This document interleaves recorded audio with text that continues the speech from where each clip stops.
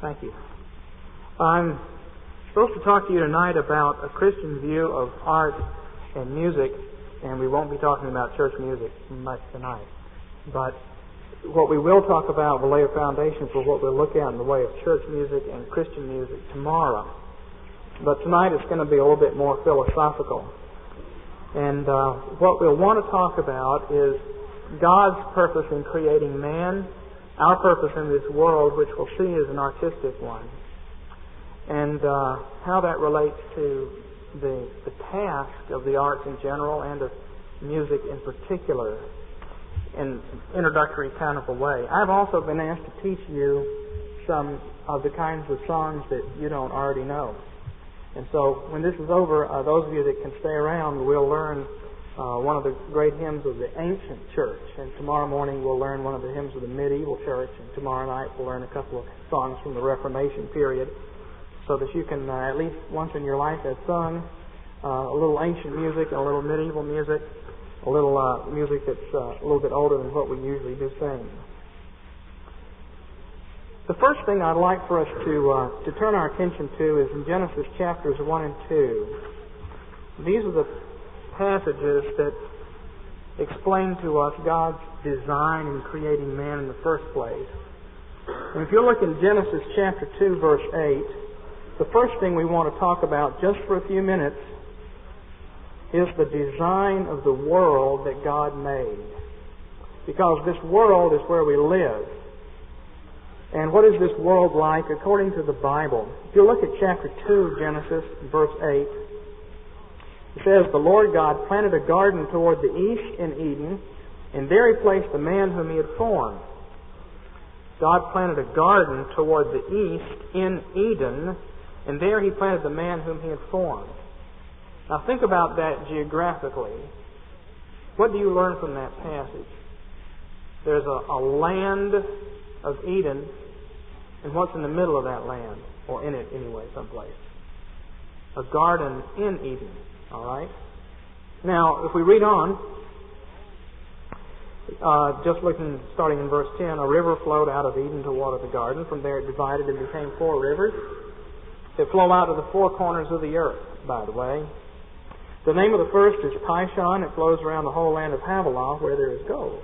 The gold of that land is good, and the bdellium and onyx stone are there. You know what bdellium is?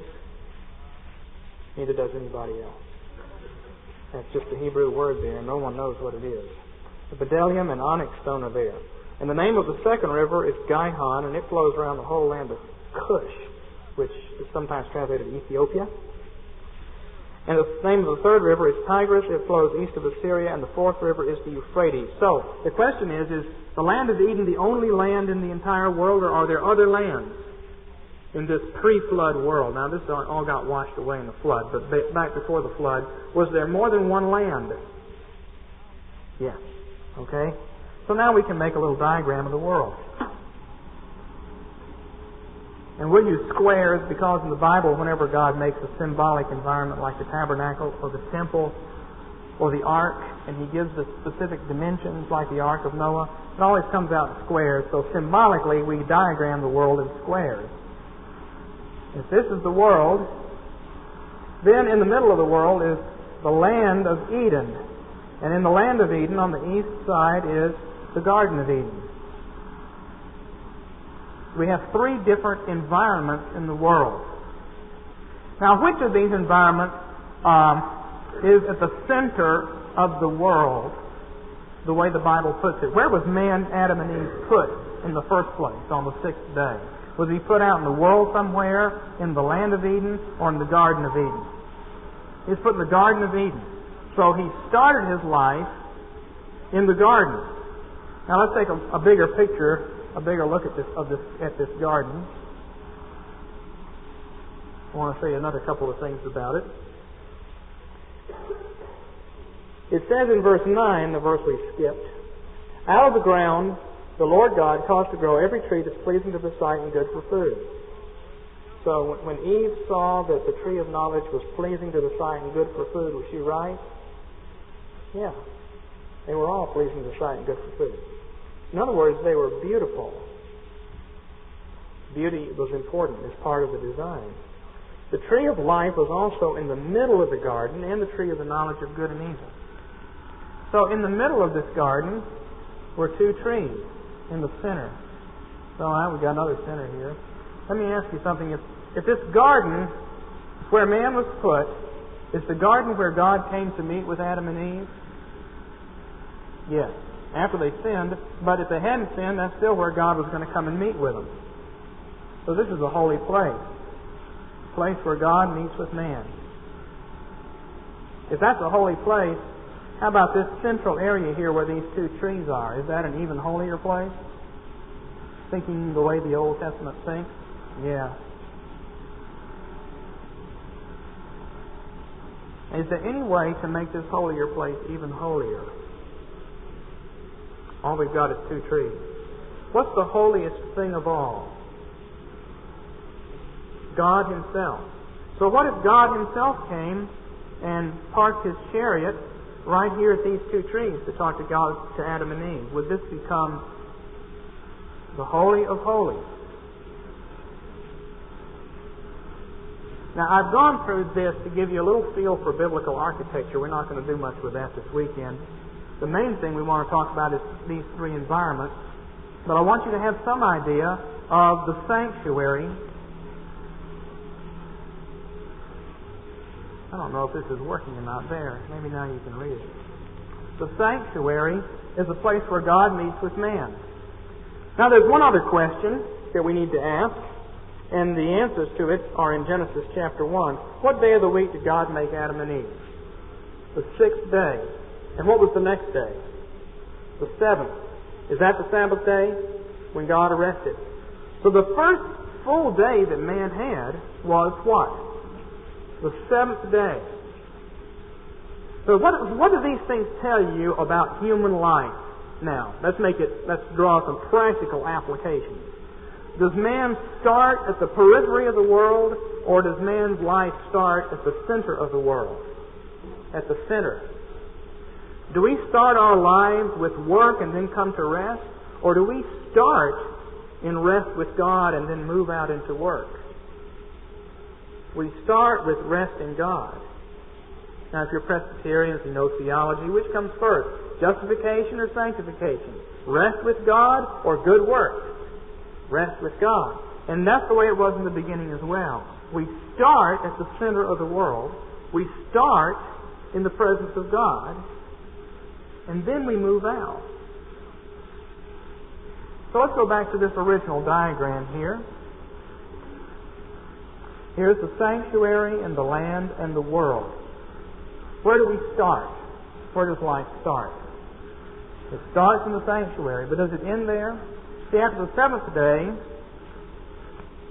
man was supposed to go out and work in the land of Eden and in the world. Now, why do I say that? Well, it's because of something that's back here in Genesis chapter 1. So let's look back across the page. It says in Genesis 1:26, Then God said, Let us make man in our image, after our likeness. Let them rule over the fish of the sea, and over the birds of the sky, and over the cattle, and over all the earth, and over every creeping thing that creeps on the earth. And God created man His own image. In the image of God He created him, generic man. Male and female He created them, men and women. And God blessed them. And God said to them, Be fruitful and multiply, and fill the earth, and subdue it. Well, you know those verses there. Now, it says that man was made in the image of God. What does that mean, to be the image and likeness of God? Let's assume that you didn't know anything else in the Bible.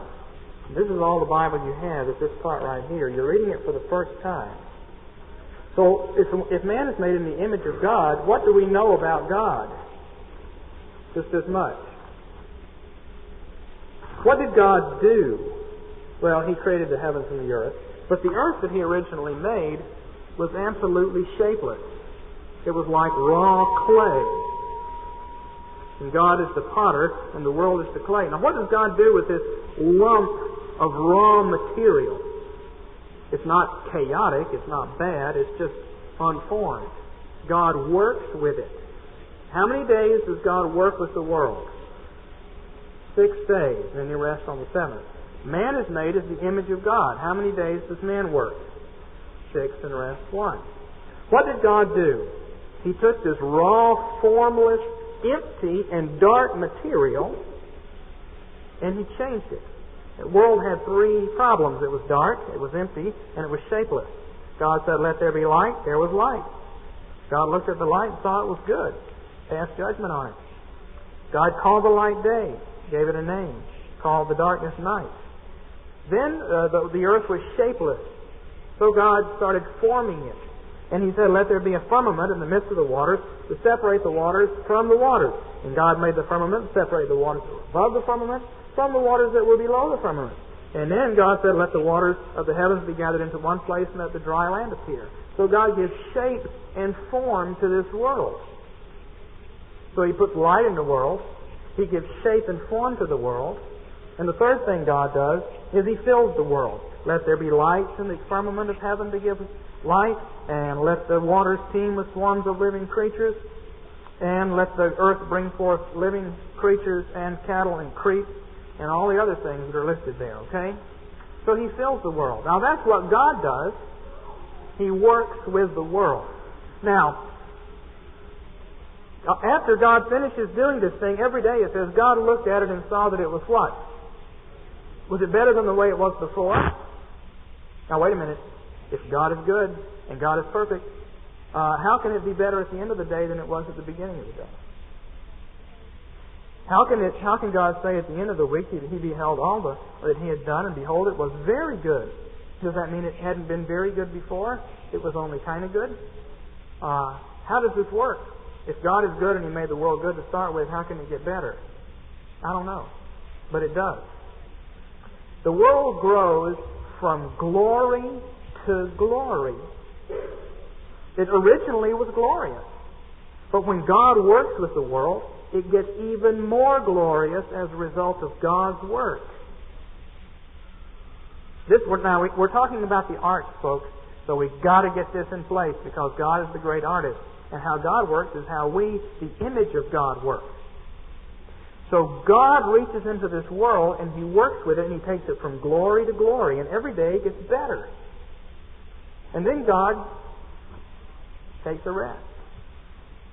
He's done His work. And who does He turn the world over to? Us. And what's our project? To keep making the world more and more glorious, because we're the image of God. God is a maker, we're makers. God is a glorifier, we're glorifiers. Our job is to take the world from glory to glory. Why? Because that's the way we glorify and magnify God.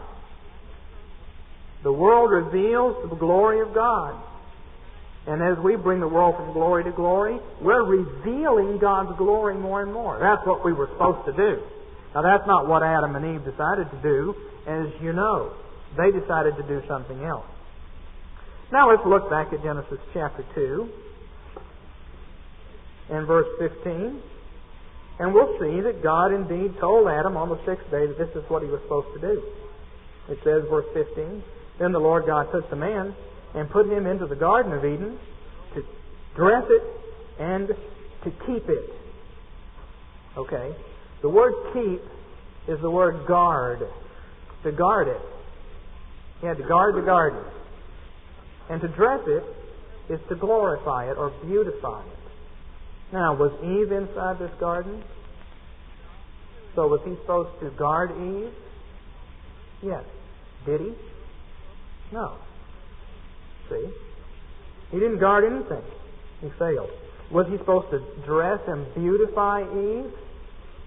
Yeah, you read the Song of Solomon and you see that's what the husband is doing. He's beautifying his wife. That's what Jesus does to us as His bride. He makes us more beautiful, glorious. So man's task in the world is to guard it and to beautify it. Now we're not going to talk about the guarding function. We're not here to talk about church discipline or government or any of the things that have to do with guarding, although they figure in the arts, but we don't have time for all of that. We'll talk about beautifying the world. There are two things that are involved in man's task of beautifying the world. There is a scientific side and an aesthetic side. Scientific and aesthetic. Aesthetic is just a $63 word for artistic, but I have to use a few words like that every now and then. Scientific. What does that mean? Well, it means you have to understand something before you can start fooling with it. Now, God understood the world that He had made, but if you want to become a potter, you're going to have to study and learn something about clay. You will have to understand some things. If you want to go into garden architecture, you will have to study about plants, how they grow, how trimming them will make them work a certain way. If you want to go into painting, at least it used to be that you had to understand how to make your own paint. If you want to go into music, you will have to understand some things about sound and vibrations and why this sound is restful and why this sound is not restful. And that's partly cultural, but it's also partly to do with vibration. And if you want to be a musician, it behooves you to have some awareness of some of those things. So the first thing, if we're going to beautify the world, we have to study it and understand something about it. But just studying it and understanding it is not the end of the story. We take what we've learned and use it to glorify and beautify the world.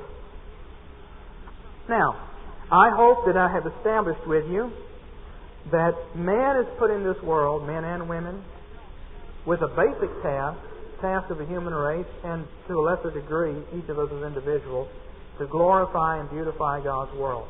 God started with raw material, and He took the world from glory to glory. It's our job to be the glorifiers, the agents of transfiguration. Our job is to transfigure this world from glory to glory by taking hold of it and changing it and making it better and better. Now, where do we get the standard by which we do that? How do we know what glory is like? Where do you see God's glory? In fact, is there anybody who would like to hazard a definition of the word glory? Remember, we were talking about this one day, and my systematic theology professor said, "Can you tell me what glory is?" And I said, "Well, no." And that's kind of a problem, because if we start talking about glory and start saying, well, it means this, it means that, pretty soon it becomes an intellectual thing instead of an artistic thing. You could say, well, I know glory when I see it. Does the Bible give us any clues as to what glory looks like, what glory sounds like, what glory feels like? Sure. Because, you see, God is surrounded by glory.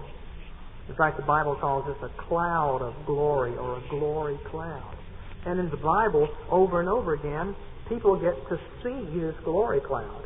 The cloud of God, His chariot, comes and is with people, and they experience it. They experience the glory. They see patterns. Let me just read a few verses to you that talk about God's glory and beauty in various places where it was in the Bible. 2 Chronicles 3, verse 6. I don't know why I have that verse down, because it doesn't fit.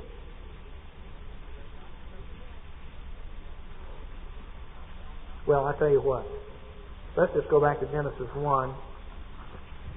Go back to Genesis 1. It's better to stick here anyway. Let me read the first two verses of Genesis 1 now, verses you're familiar with. In the beginning God created the heavens and the earth. The earth was formless and empty, and darkness was over the surface of the deep, and the Spirit of God was hovering over the surface of the water. Now, there are two things hovering over the deep. Can we agree that the surface of the deep and the surface of the waters is the same thing? So now we have darkness over the surface of the deep, and we have the Spirit of God over the surface of the deep. Are they at war with each other? No. There's nothing evil in the universe yet. There's no fall. But there is kind of a contest here. Now, if this room is totally pitch black and we put a light on, how fast would darkness disappear? Instantly. But God says, let there be light. Where does this light come from? Remember, the sun, moon, and stars haven't been made yet. I believe this happened the way it said. So, the sun, moon, and stars haven't been made yet. Where does light come from? Well, it came from the glory of God. Let's draw the deep here.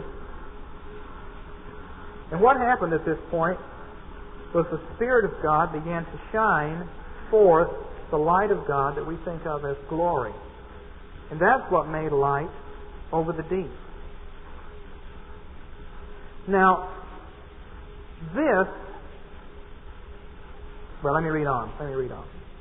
We've got to go a little bit further. God said, "Let there be light." There was light. God saw the light was good, separated the light from the darkness. God called the light day. Darkness He called night. There was evening and morning. God said, "Let there be a firmament in the midst of the waters. Let it divide the waters from the waters." God made the firmament and separated the waters that were below the firmament from the waters that were above the firmament. And it was so. That means it was established. So now we have waters above and waters below, and we have firmament in between, which means blue sky. So we'll put some blue sky in here. Okay? And God called the firmament heaven.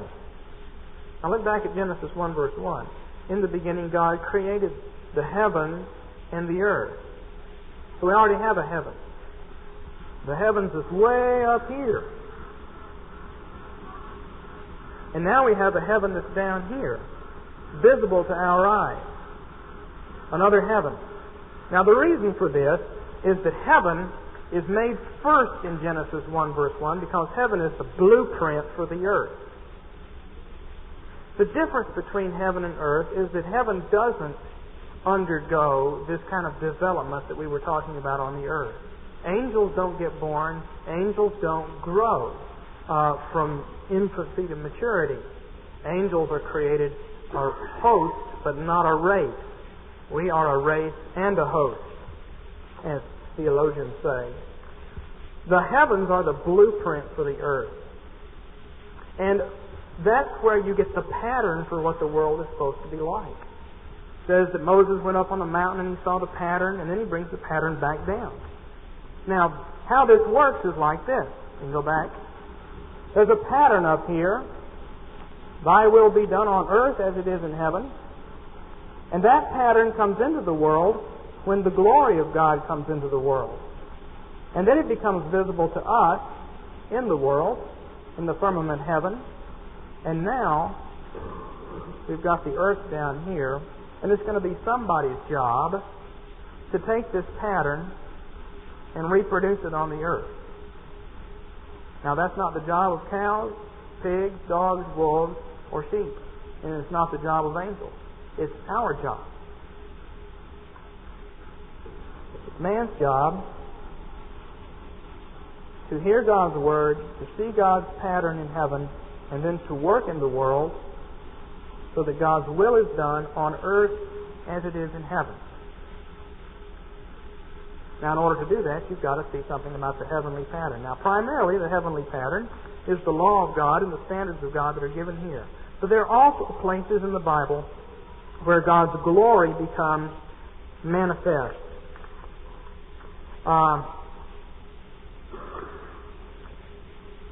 When God's glory appears in Ezekiel chapter 1, it comes with all kinds of fantastic artistic effects. You and I have never seen this glory cloud, but we can read about it here, and Ezekiel describes it. We see something of God's beauty and glory. Ezekiel says in chapter 1, verse 4, he says, I looked, behold, a storm wind was coming from the north, a great cloud with fire flashing forth continually, a bright light around it. In its midst, something like glowing metal in the midst of the fire, and within it were figures resembling 4 living beings. This was their appearance. They had human form. Each of them had 4 faces and 4 wings.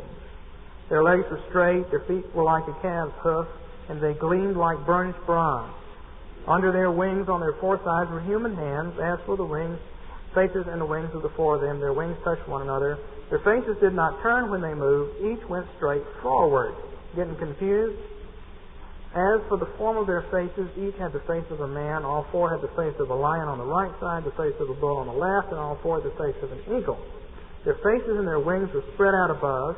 Each had two touching another, and two covering their bodies. They went straight forward. Wherever the Spirit was about to go, they would go without turning as they went. And verse 14, the living beings ran to and fro like bolts of lightning. Then it talks about these wheels that were there too, because this is a chariot. Now what's been described here, these are the cherubim.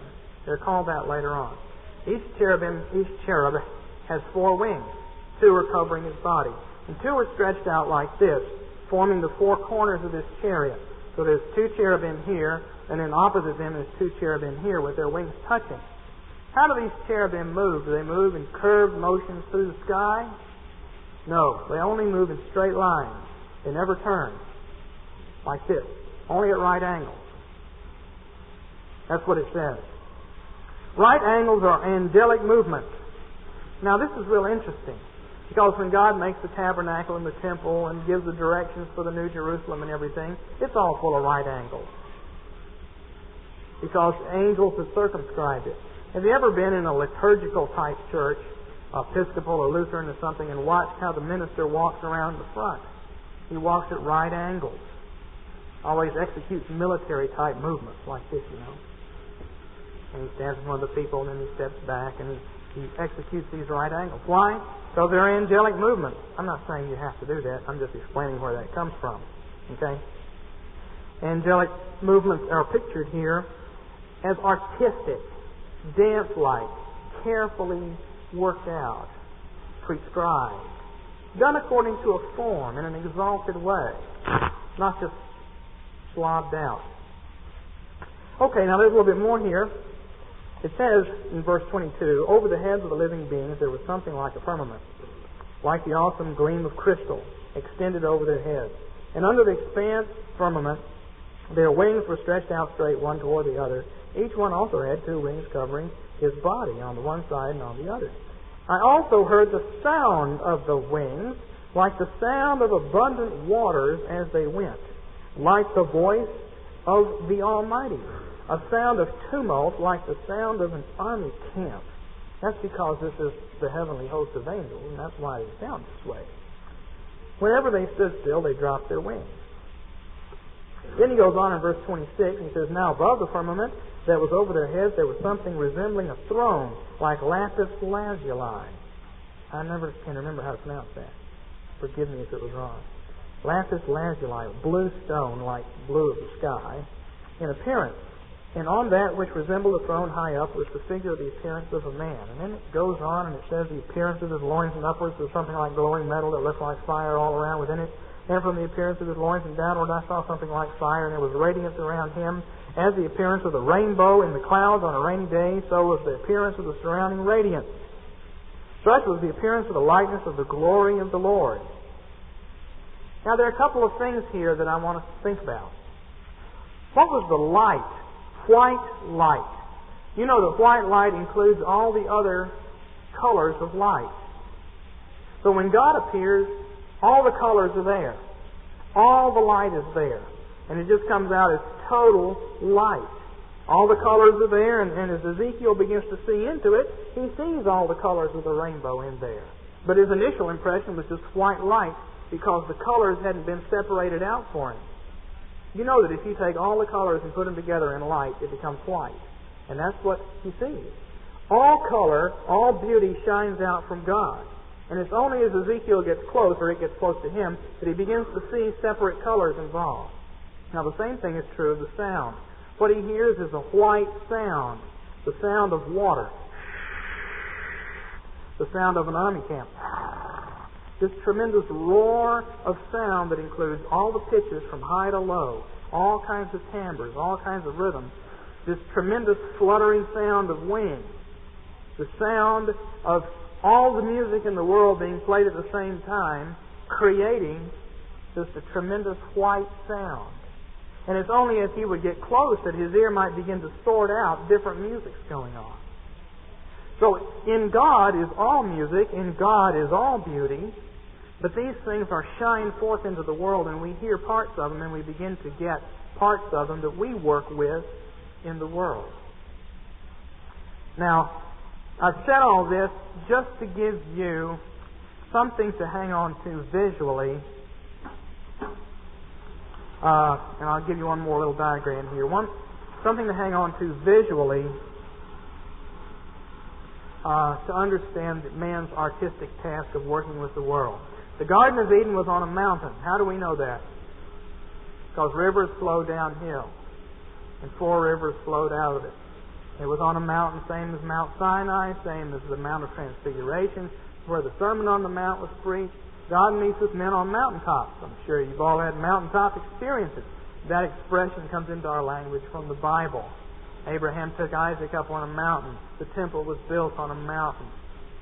That's where man goes, and that's where he starts, at the center of the world, at the top of the mountain, which I've drawn here as a pyramid because I can't draw a regular mountain. But the pyramid is a symbolic mountain. The New Jerusalem in the book of Revelation is a pyramid, and it's a symbolic holy mountain. It's the mountain of Eden completely glorified with gold and jewels and precious stones. And it's in the middle of the land, the earth, and the land is surrounded by sea. And man starts out at the top of this holy mountain, and he can see the pattern in heaven. And God tells him, look, this is your job. This is the pattern. I want you to dress the world, I want you to guard the world, I want you to stay away from that forbidden food over there. Okay? That's the pattern. And then Adam is supposed to come down off this mountain with this information and get out here in the land of Eden and start beautifying the world. Just like God worked with raw material to make the world beautiful, Adam and Eve were supposed to do it. Of course, they didn't do it. They fell into sin, and ever since that time, the natural tendency of man has been to uglify the world instead of to beautify it. And instead of taking the world from glory to glory, fallen man takes it from degradation to degradation. But when you're working with the world, you're always doing one or the other. Of course, you can't avoid being a human being, and so even the wicked have some feeling for what glory and beauty are, just as Christians, being sinners, can make plenty of mistakes in this area. Now, there's a couple of other things about this we need to think about in terms of Adam and Eve's work. And I want to talk about these 3 zones of creation in more detail now. We've got the sanctuary. It's in the center of life, and then there's the land, and then there's the world. Adam is supposed to beautify the garden. Now, based on all the other things you know about the Bible and the tabernacle and the temple and what we just read out of Ezekiel and New Jerusalem, is gold something that beautifies the garden? Adam's going to need some gold if he's going to beautify this garden. Where is he going to get it? He's going to have to go down here, follow one of these 4 rivers out, down to the land of Havilah, because that's where the gold is. As a matter of fact, this land of Havilah is the wilderness area that the Jews were in when they built the tabernacle and made gold. He's going to have to travel down here and get gold and bring it back up here. In order to get the gold out of the land of Havilah, he's going to have to do some work down here. Now, the point that I want to make to you is this. This heavenly pattern is applied in the world, it's applied in the land, and it's applied in the center of the world, in the sanctuary, but in different ways, because there are different activities going on in these 3 different places. Where do you worship God? Where is the place that you go to prostrate yourself before God, to stop doing other things and exercise only worship? Is that something you do in the world, in the land, or in the sanctuary? It's in the sanctuary, isn't it? That's a place that's set aside at the center of the world on the first day of the week for worship of God. Now, sometimes Reformed people, Presbyterian and Reformed people say, well, all of life is worship. Well, that's true, but look, when I'm working on a car, I'm not engaged in special particular prayer to God. That's a different act. And God says that there's supposed to be some time when we engage in prayer to Him as a people in a glorious and beautiful fashion at the center of life on the first day of the week. And that's here in the sanctuary. Now, out here in the land, this is the home area. This is where you live, and the world is the area where you work. Now, tomorrow I'm going to talk more about this, okay? I just want to introduce it tonight. There's the center of the world where you worship. You leave your home and go to the place of worship. You also leave your home and go out into the world to get the gold. And all three of these things have got to be beautified and glorified. We glorify the home one way, we glorify the outer world a different way, and we glorify the sanctuary yet a different way. And part of what we have to talk about this weekend is just a little bit about what those differences are and how they account for different kinds of music, because there are different kinds of music in these three areas of life. Now, I have talked about three things that the world in the Bible, the biblical model of the world, is that there are three zones. The place of worship at the center of life, the home area, the land of Eden, home and nation, and world, the area of work. Secondly, I've talked about man's task as God's image to glorify and beautify the world. That's our job. It's an artistic task. Somehow or other, everything you do is artistic. Have you ever been to visit someone and their house was filthy? I don't mean cluttered up because they had 5 kids or because someone's been sick. I mean filthy. I mean soiled and dirty diapers all over the place that are a week or 2 weeks old. I mean just plain filthy. What does that indicate? Why isn't your house that way? Because we naturally beautify and glorify the places where we are, especially if we're interested in them. If you take an interest in something, you start making it nice.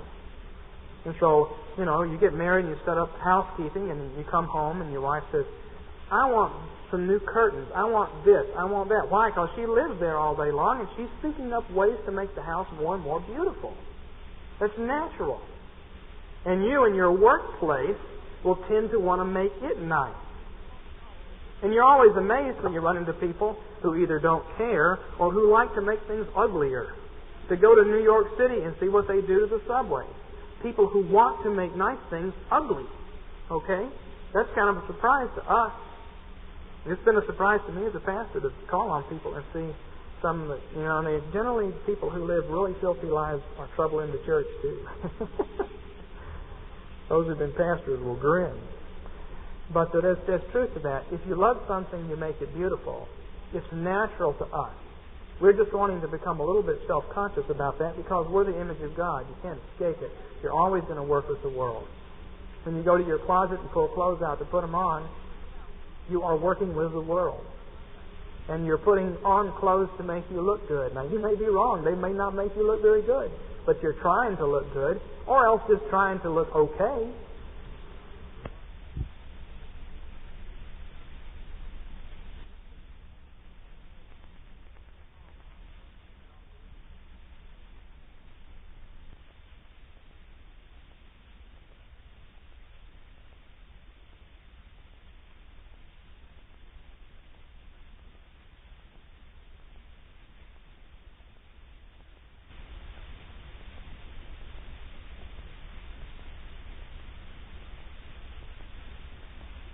Cooking, or the art of lawn maintenance, or what it is. Interesting how people are concerned to beautify the places where they live because they're in God's image. So man's task is to beautify the world because he's in the image of God. Take it from glory to glory. And the third thing we said is that God's glory forms the pattern. Now that's not something that's easy for us to perceive. The Bible gives us little hints of it. It talks about these musical instruments that David made. David invented a lot of musical instruments. Every time this cuts off, it makes that sound. David invented a lot of musical instruments. So we see that that's part of what God wants. People sang, that's part of what God wants. There were beautiful colors in the environment of worship. Dare I say that beautiful colors are something that God finds desirable. Not necessary, but desirable. See?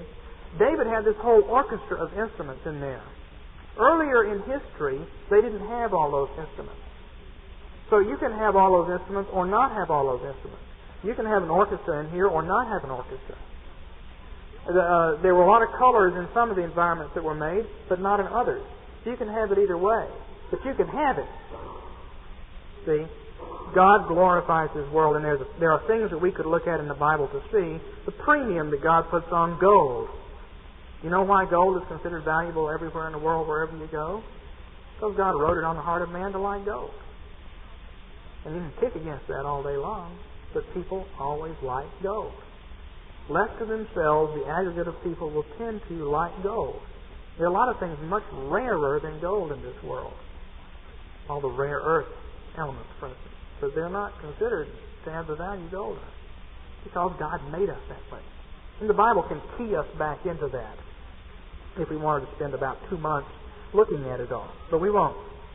So we've looked at 3 things. 3 zones of the world, man's task to beautify the world, and God's glory is the pattern. All right. One other thing I want to say in this introduction to tonight's lecture is that man works 6 days and then he comes back into God's presence on the Sabbath. We have a pattern here. We start here in the sanctuary on the first day of the week in rest. We go out into here and into here, and we live and work, and then we come back here on the last day of the week, which is the first day of a new week. What do we do when we come back? We offer ourselves and our work to God for evaluation. If I didn't say it that way, I couldn't spell it while I wrote it. We bring ourselves and our work into God's presence so He can pass judgment. So that God will look at us and say, very good. Well done. But in Genesis 1, it was God saw, and it was good. And He is the judge, and the Sabbath day is the Lord's day, is the day of the Lord. The Lord's day and day of the Lord are exactly the same expression, aren't they? Day of the Lord, Lord's day. Jim's book, the book of Jim. All right? We come in here on the Lord's day, it's the day of the Lord. And you know what the day of the Lord is. It's the day when God draws near and passes judgment on everything. And that's what happens every week. That's what the Sabbath was in Israel, and that's what the Lord's day is for us. We bring ourselves and our works to God to offer them to Him. Now, do you bring the best or the worst? That's an issue. You just bring any old thing?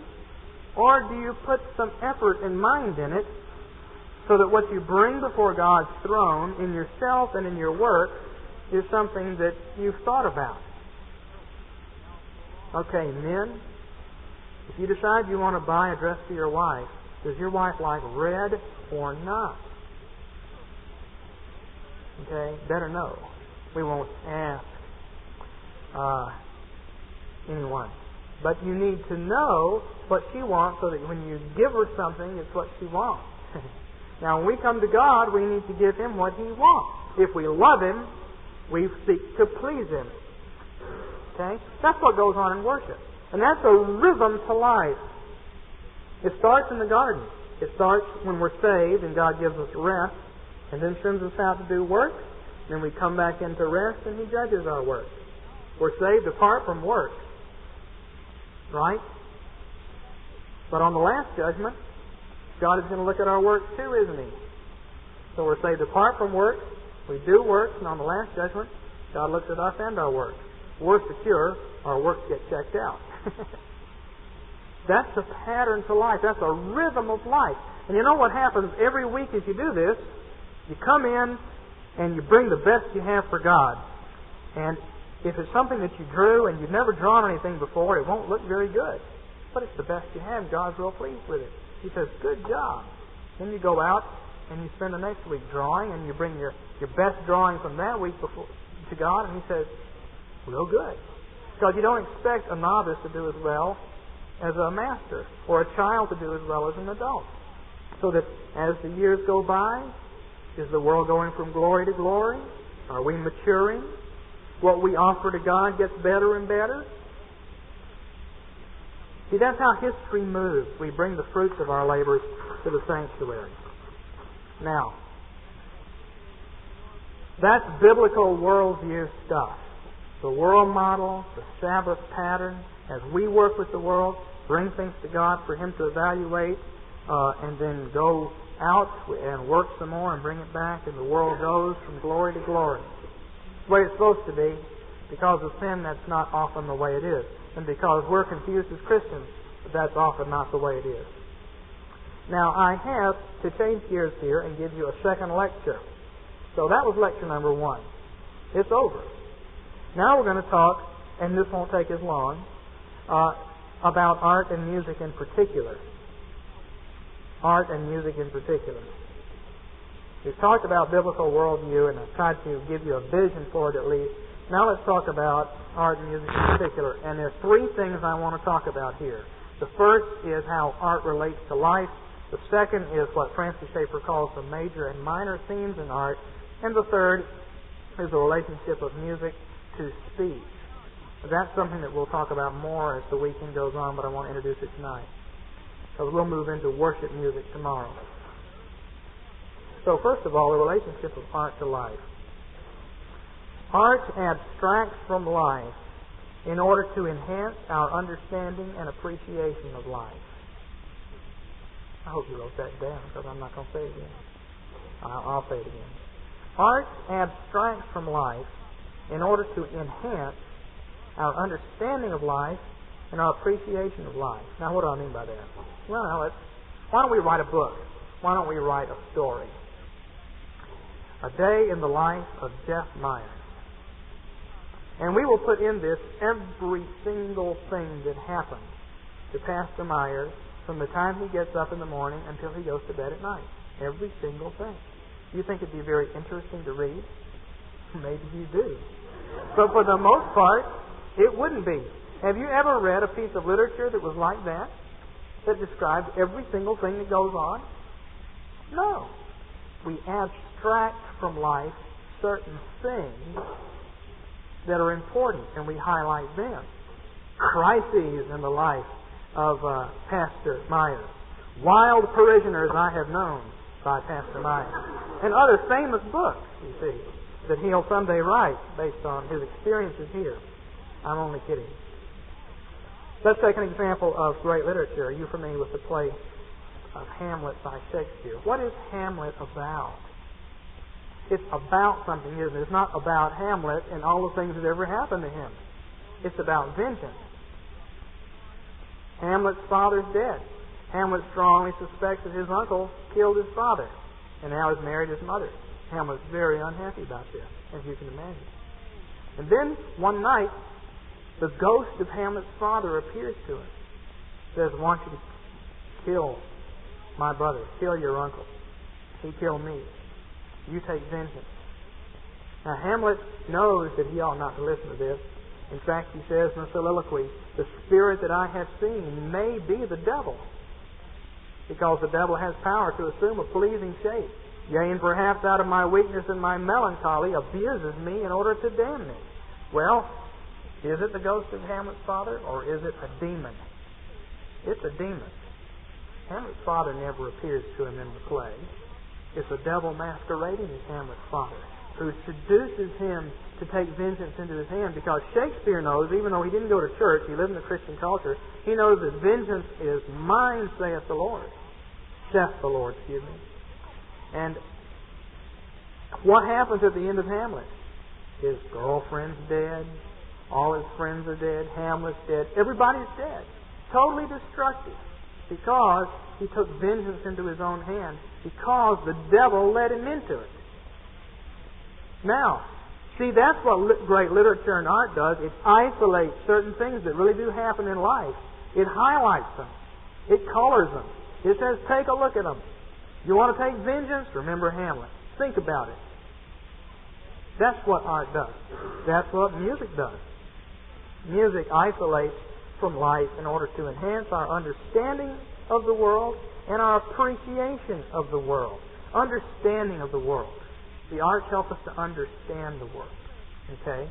Hamlet helps us to understand not what conditions were like in Denmark at the Renaissance, because it's not particularly realistic along those lines. But it helps us to understand something about vengeance. vengeance is mine. Okay? And it helps us, art also help us to appreciate and appreciate life in the sense that they enhance it, beautify it. And music mainly operates in that area. Although, as we'll see in a minute, music can also help us to understand some things about life. Generally, just by enhancing words.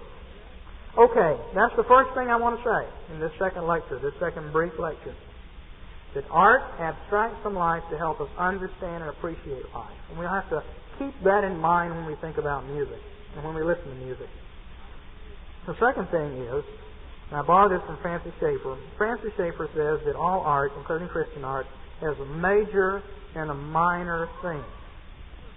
Now, the words major and minor mean bigger and smaller.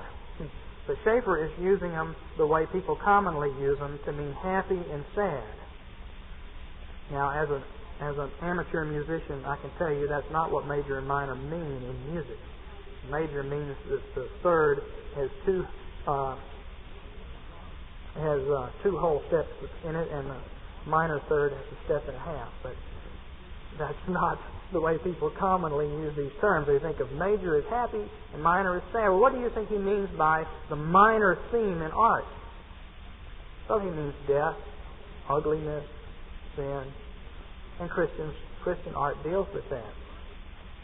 It also deals with the major theme of beauty and redemption and salvation. Does the Bible deal with a lot of ugly things? Sure. The Bible even describes a race. Remember? David's son and daughter?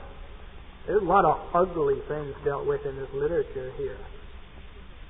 So, can a Christian novelist deal with the real ugly, horrible things that go on? Yeah.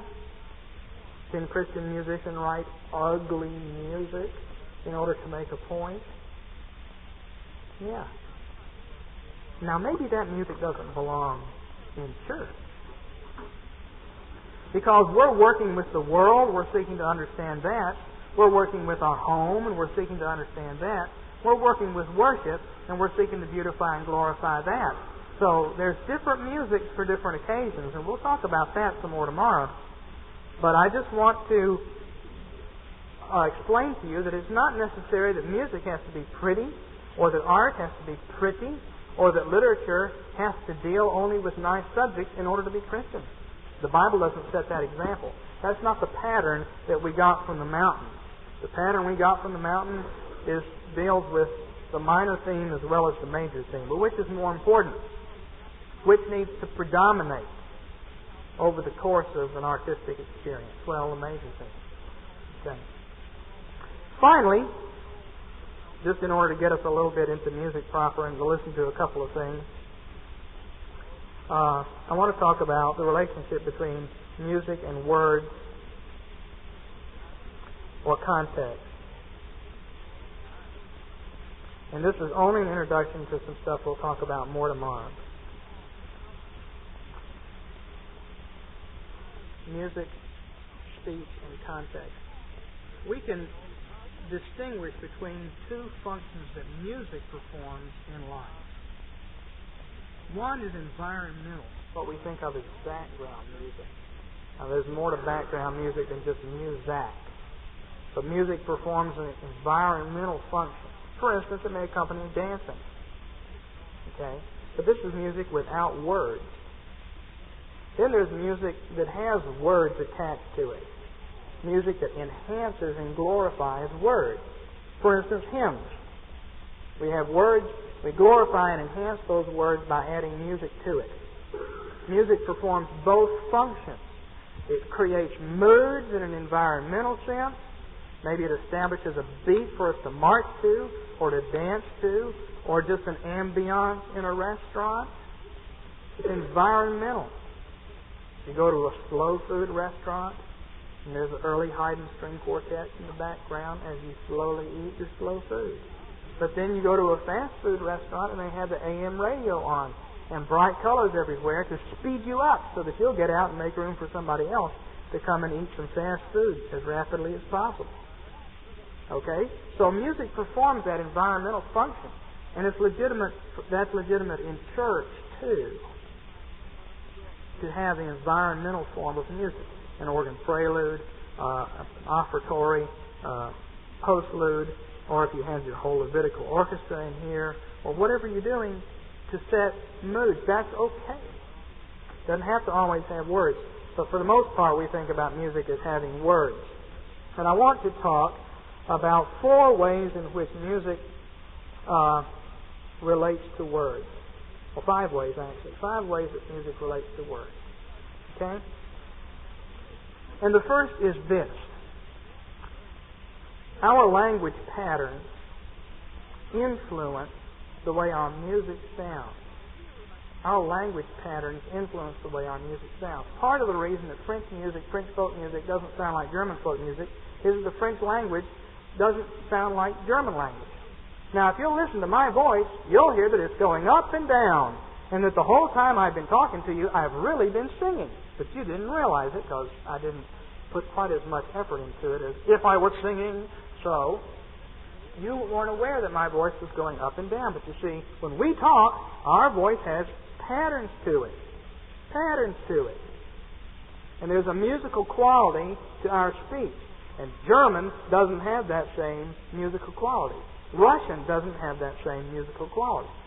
And that influences the way our music sounds. It influences the way our hymns are written and why they sound the way they do. Where the accents come in English has a lot to do with how our dances are and how our hymns are. Where the accent comes in French or in Russian has a lot to do with how their music is. Now I'm going to play you a really weird piece of music. There's nothing like weird music to illustrate a point. This is by Scott Johnson, and it's called John Somebody.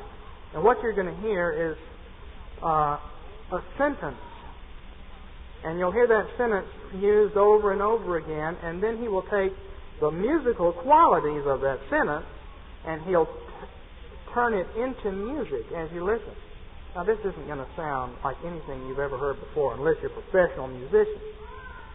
But it does illustrate this point very well, that our language has musical qualities to it, and with the advent of tape recording and electronic music, we can actually take those musical qualities and turn them into music. So listen to this. Wrong button.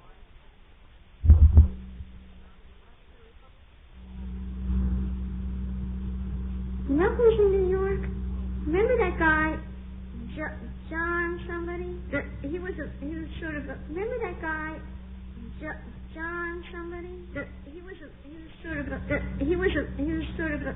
John somebody? You know who's in New York? Remember that guy, John somebody? Remember that guy, John somebody? Now, do you hear a musical quality in the sound of that? And how the composer is exploiting that? Now what he's going to do is he's going to add musical instruments to it to reinforce it and turn it into more of an orchestral piece, only he's using elements from rock vocabulary and music. In other words, modern popular music together with some classical forms. But just listen to how he does it for a couple of minutes here.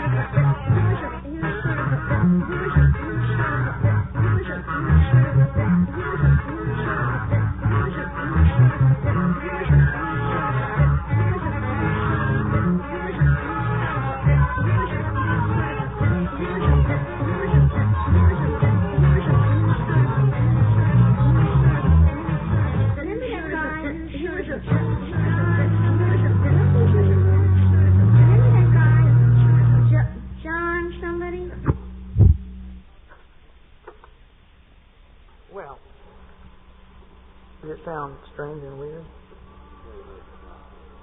You'd be surprised. You're probably right. It wouldn't make top 10. Now, you can hear what he did. He took the sound of speech and reworked it. A lot of composers have done this, but this is a particularly fun example of it. In fact, the next movement in this particular piece is even more fun because he's got a couple of ladies laughing, and they laugh, and then he turns that into a piece of music. It's really strange. Now, if art abstracts from life, would you say that this sentence had been abstracted from its life context? Okay. Art abstracts from life in order to enhance our understanding and appreciation of life. What kind of understanding and appreciation were we getting out of that? Was it helping you dance? No. Was it helping you worship? No. Did it help you put your children to sleep? Did it help you go into battle? Did it help you to understand the contours of the human voice a little bit? Is that what he's doing? Okay. So there is an understanding and maybe even appreciation of the contours of the human voice that comes through in that. In other words, this man is still working with an idea and exploring the world that God made, the sounds of the human voice. He's exploring that. You may not think he explored it very well, but that's what he's exploring. So art abstracts from life in order to enhance our understanding and appreciation of life. So the first type of the way words is connected to music is that the words of our different languages have a lot to do with the way our musics sound. Why Chinese music doesn't sound the way our music does is in part because their language doesn't sound the way ours does. And for that reason, there's going to be all different kinds of music in the world. And as the Holy Spirit works in history, with each different language to bring out the inherent glories and beauties of that language, there'll be different music in each language group, and that's good. Part of our problem in America is that we have a very unmusical kind of talk. A lot of us kind of talk in monotone. And most of us, when we talk, stand around like this and talk. Our Italians don't talk like that. They dance. Their voices are more musical. And Germans don't talk like that. They're more expressive with their bodies and their voices. There's more of a musical quality, but we live in a culture where our speech is not very musical, and we don't dance a lot when we talk. So our music is not as well developed as in many cultures, third world cultures and others, where people are much more demonstrative. Their languages, when they talk, are more musical, and their music is often a lot better than ours tends to be. Okay. I want to move on to the second area of how words interact with music, and that's just in sung music. You can sing words. You already thought of that one, right? Okay. Words relate to music when you sing them. I'm not going to play an example of that. A third way in which music relates to words is that music can accompany spoken words. Now, we don't hear an awful lot of that, but there is an art of speaking with music in the background, and the music enhances the words. Now, I'm going to let you listen to another strange example of that, because I think if the music's strange, you'll stay awake. And also, if it's real familiar, you might not listen as well. This is a text of words read in English from ancient Egyptian inscriptions.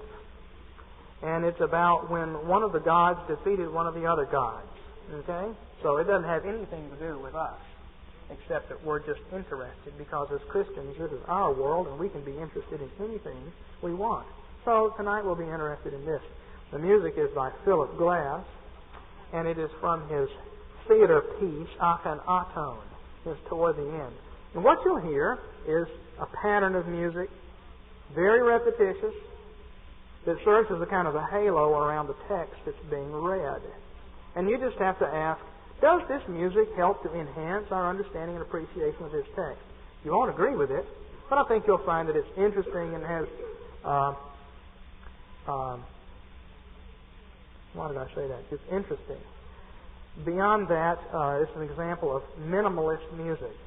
It's currently much discussed style in classical music that seeks to return to some of the principles of the Middle Ages, but on secular terms. So this is an example of music that's been reduced to bare essentials and used as background for a text. Let's see if I can get this to run.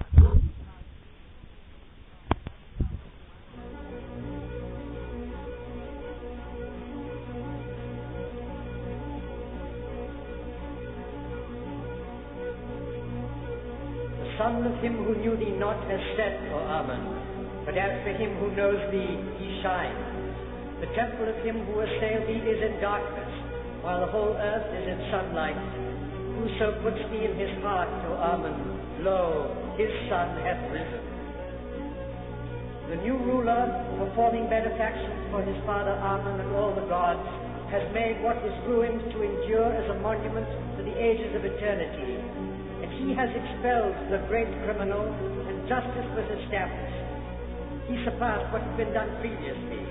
He fashioned his father Amen upon 13 carrying bowls, his holy image being of fine gold, lapis lazuli, and every august costly stone, whereas the majesty of this august God had been upon 11 carrying bowls.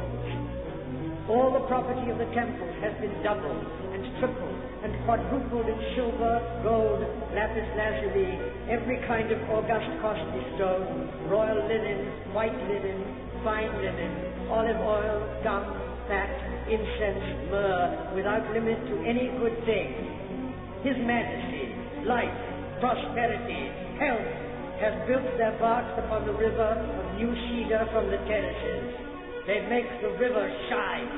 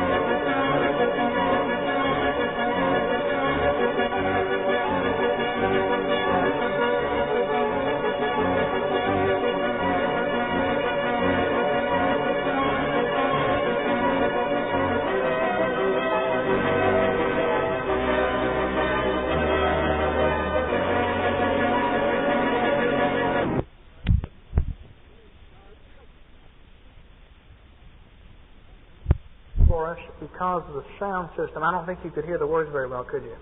I'm sorry about that. I don't think there's probably anything we could have done about it. It just echoed in here too much. The recording itself, the words are very crisp, crisply spoken, and so the music enhances it. But I'm afraid that example probably wasn't very dramatic to you and just sounded like a bunch of noise. That does make the top 10, though, by the way. This kind of music sells real well right now in classical circles. It's all the rage, at least in terms of sales. So we've said three things. Words relate to language patterns, and our language patterns relate to music and they influence how our music sounds. Second way words relate to music is in sung words. A third way is music and accompanying words.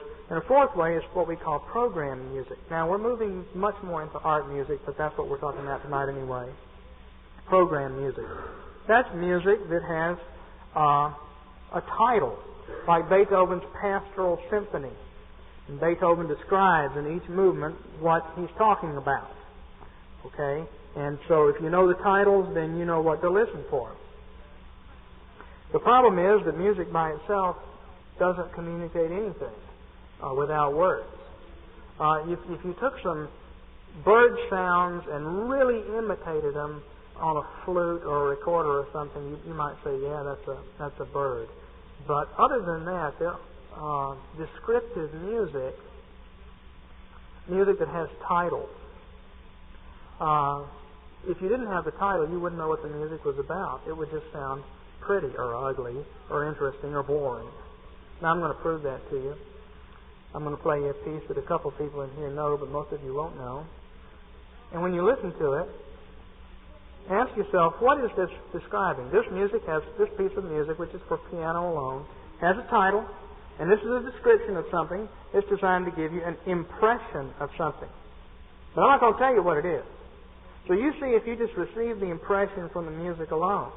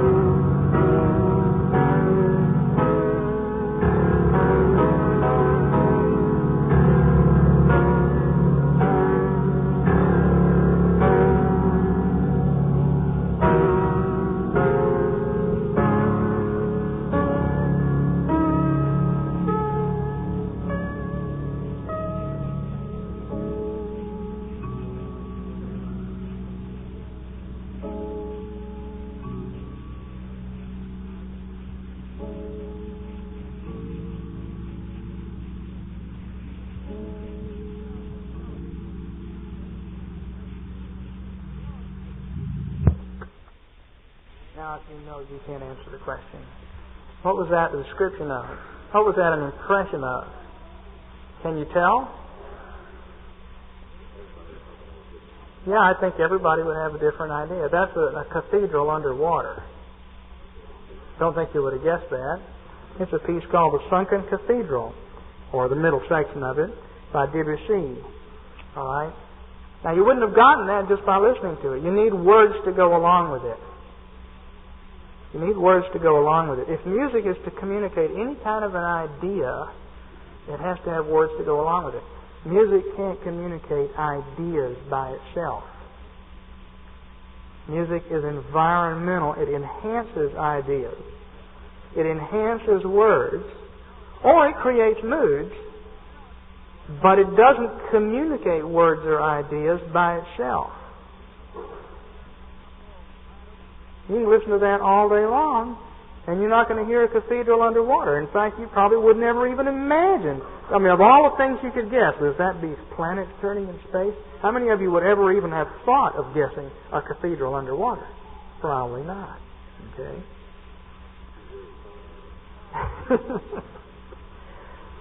There's one final way in which words relate to music, and that is in pure art music, which is simply the exploration of sounds and how they relate.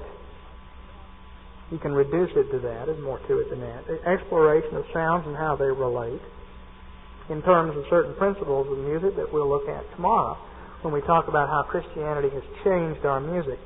But the fact is, even there, usually words are put in or implied. Words like allegro, andante, forte, loud, soft, fast, slow, at a walking tempo, dance-like. If you know anything about music, you know these words are attached.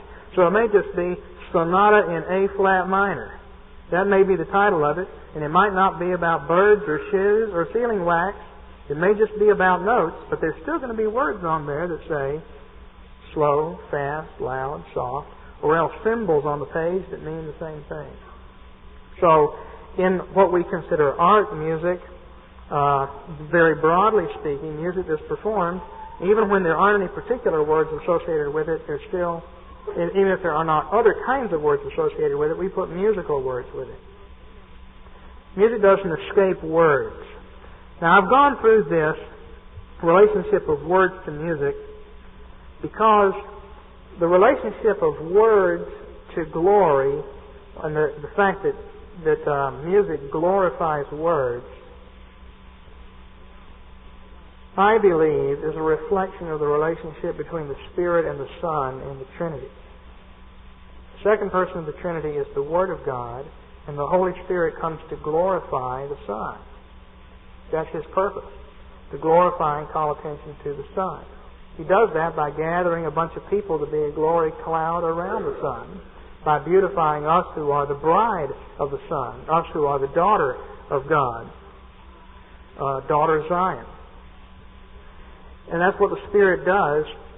He glorifies the Son. And similarly, music and other arts, but we're talking about music, music glorifies words.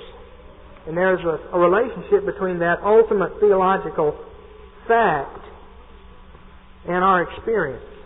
We have the words by themselves, here they are, but if we want to glorify them, we sing them.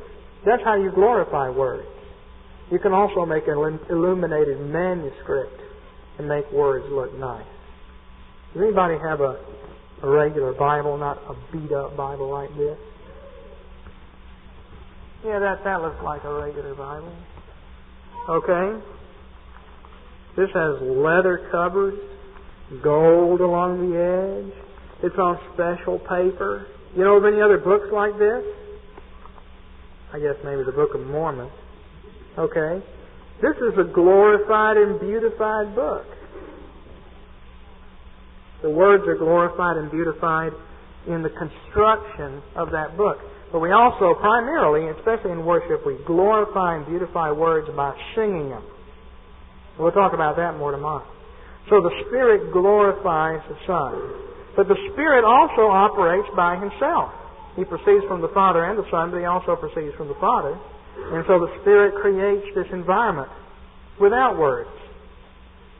So you can have music without words. You can have music with words. And those realities are reflections in this world of ultimate conditions in eternity. Well, I've gone for a long time. Why don't we take questions for a few minutes, and then I was asked to teach you to sing one song tonight. And if you have to leave, we understand. It's been a long meeting. But if I've run over a bunch of things that you have questions about, we'll take them tonight. Yes, sir.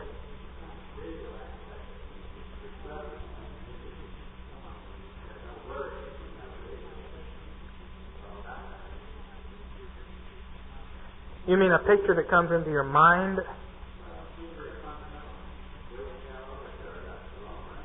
Okay. Well, that's because music creates associations. And our senses work in such a way that the sense that creates the most associations for us is the sense of smell. If you walk into a room you haven't been in a long time and you smell it, it brings back all kinds of associations and memories. And that goes back to the sense of vision, which probably has the least of those kinds of associations. And music is somewhat in between. So if we become accustomed to a certain kind of music in a certain kind of an environment, then that association becomes real strong. That's why people object to rock music and jazz music in church. Because we associate those things with a certain context. And when we pull them into church, it's emotionally wrenching. In itself, there's nothing wrong with any of the particular elements in a rock piece. What's wrong is the whole culture around it. But when we hear that particular kind of music, when we do, we bring that culture with us in our mind and we don't like it in church. So that's a lot of the dynamic there, is that there are all these pregnant associations that come with music in particular forms. And you've always seen the William Tell Overture on television as background music for the Lone Ranger, then you associate it with the Lone Ranger. Somebody in Switzerland wouldn't. They'd associate it with William Tell.